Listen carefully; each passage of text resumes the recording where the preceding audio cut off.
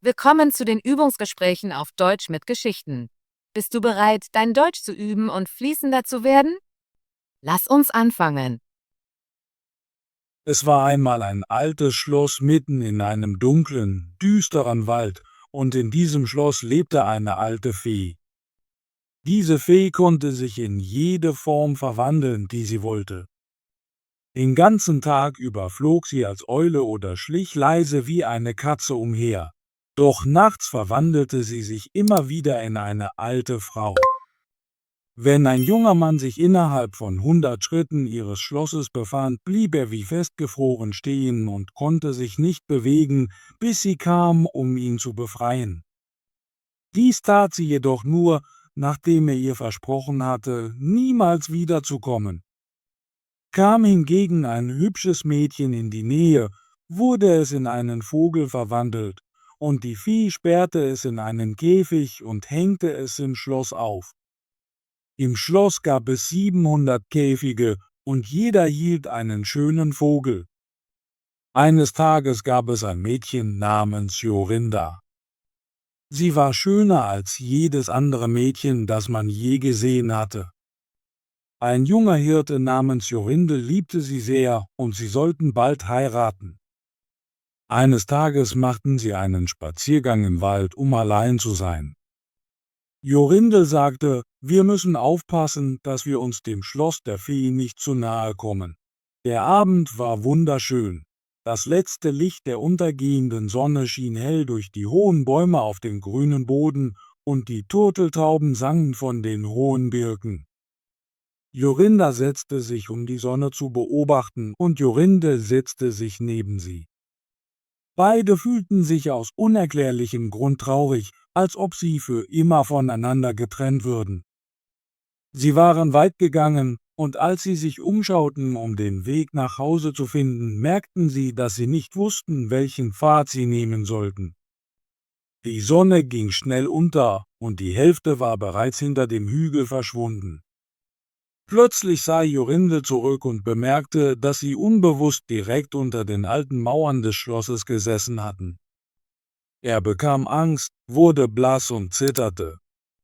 Jorinda sang gerade, die Ringdole sang vom Weidenzweig, o weh, o weh.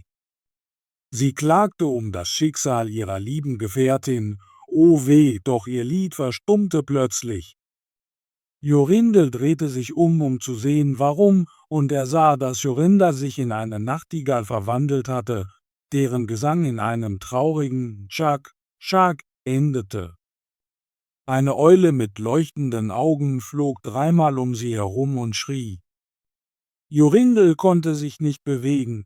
Er stand so still wie ein Stein und konnte nicht weinen, sprechen oder auch nur einen Finger rühren. Als die Sonne vollständig untergegangen war, fiel die Nacht herein, und die Eule flog in einen Busch.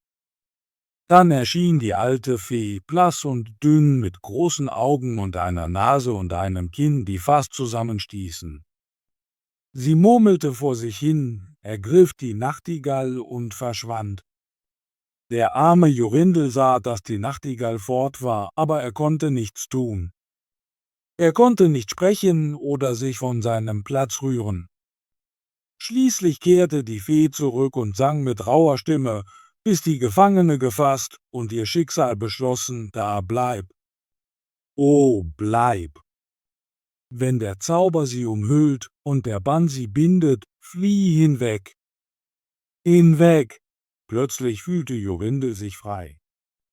Er fiel auf die Knie vor der Fee und bat sie, ihm seine liebe Jorinda zurückzugeben, aber sie lachte nur und sagte, er würde sie nie wiedersehen, und dann verließ sie ihn.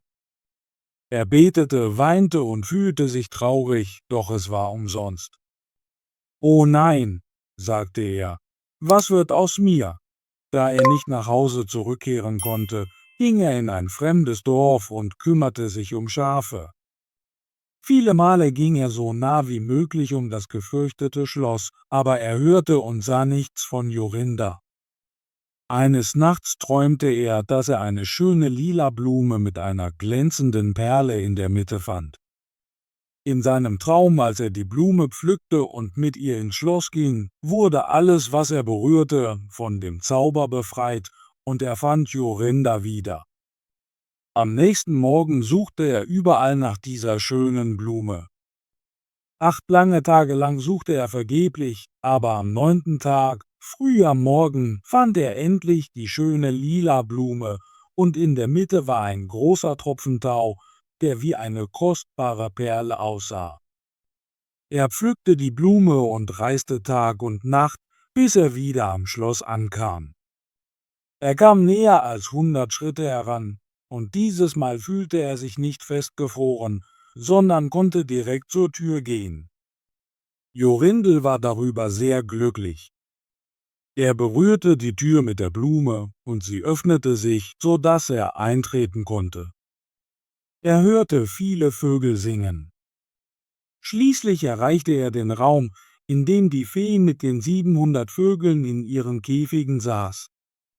Als sie Jorindel sah, wurde sie sehr wütend und schrie vor Zorn. Aber sie konnte ihm nicht nahe kommen, denn die Blume, die er hielt, schützte ihn. Er schaute sich die Vögel an, aber es gab so viele Nachtigallen. Wie sollte er seine Jorinda finden? Während er nachdachte, sah er, wie die Fee einen der Käfige abnahm und hastig zur Tür ging. Er rannte ihr nach, berührte den Käfig mit der Blume, und Jorinda stand vor ihm. Sie warf ihre Arme um seinen Hals und sah so schön aus wie eh und je, genau wie damals, als sie zusammen im Wald spazieren gingen.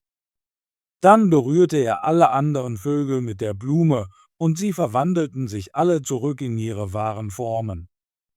Er nahm Jorinda mit nach Hause, wo sie heirateten und viele Jahre glücklich zusammenlebten. Viele andere junge Männer fanden ebenfalls wieder zu ihren Mädchen zurück, die viel länger als gewünscht in den Käfigen der Fee singen mussten. Tolle Arbeit! Möchtest du dein Deutsch üben und fließender werden? Bitte abonniere unseren Kanal und aktiviere die Benachrichtigungsglocke, damit du keine unserer kostenlosen deutschen Geschichten verpasst. Bis zum nächsten Video.